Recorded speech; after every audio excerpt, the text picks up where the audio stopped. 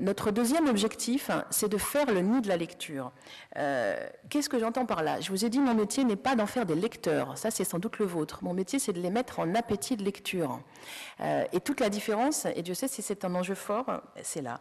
Ce que j'entends par là, c'est qu'il faut leur faire ressentir des émotions fortes, des émotions qu'ils auront envie de retrouver un jour, plus tard. Pourquoi est-ce qu'on aurait envie d'apprendre à lire si c'est pour lire le bottin?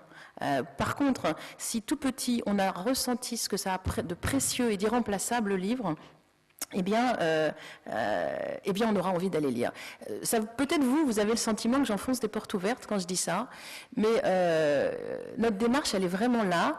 Et vous savez, on est quand même dans une époque où la littérature, ça devient un peu un devoir, en tout cas du côté des parents. Quand on était plus jeune, les ados lisaient sous la couverture avec la lampe de poche, et puis quelque part, on disait « arrête de lire, va jouer dehors ». Ou on avait ce sentiment un petit peu diffus qu'on allait découvrir dans les livres les mystères de la vie, que c'était là qu'on allait apprendre des choses, en tout cas grandir justement. Aujourd'hui, on est quand même dans autre chose, on est dans lire pour lire, comme si lire pour lire, ça avait un sens. En tout cas, nous, on s'inscrit profondément contre cette démarche-là. Ce qui compte, c'est pas lire, c'est simplement ressentir cette chose précieuse et irremplaçable. Donc, cela implique pour nous de produire des histoires pour les tout petits très tôt qui vont leur faire ressentir ce que ça a de précieux et d'irremplaçable.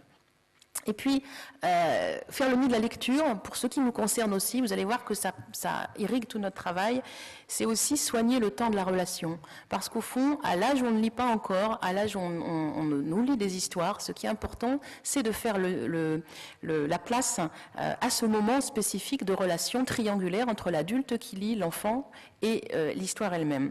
Donc ça veut dire que nous, notre travail, c'est de travailler cet espace de partage pour que l'adulte soit bien accueilli et puisse lire en étant en position, je dirais, confortable. Mais confortable, vous allez voir que ce n'est pas une question de fauteuil.